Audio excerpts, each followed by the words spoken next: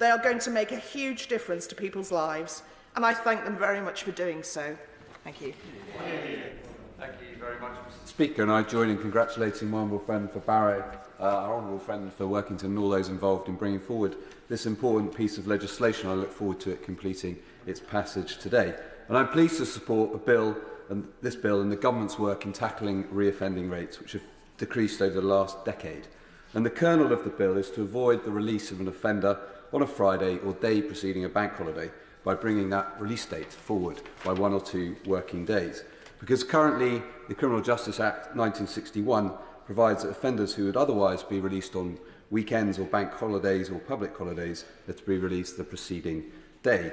This is meant to ensure that offenders can access the services and accommodation on day of release. But as we've heard, with stark examples, in reality, getting that timely support on a Friday is simply not practical due to the early closing hours and the number of prisoners who are released. So the status quo is clearly self-defeating, as failure to access these services can increase the risk of reoffending, something that we all want to reduce.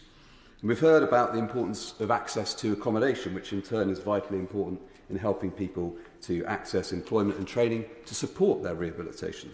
So I'm pleased the bill delivers on a key government commitment in the Prisons White Paper from 2021. The White Paper also set out how the government wants to rehabilitate criminals and reduce offending through work and training. So in particular, I support the partnerships that the government is requiring prisons to have with businesses to help train people and offer jobs on release. And prisons in the east of England have partnered with well-known businesses such as Lotus and Bernard Matthews, as well as manufacturing and construction sectors, to do precisely that. Because we know how important that is, because offenders who get a job after coming out of prison are less likely to offend, but only 17% manage to get a job within a year of release. So we need to put a lot more effort into increasing that number.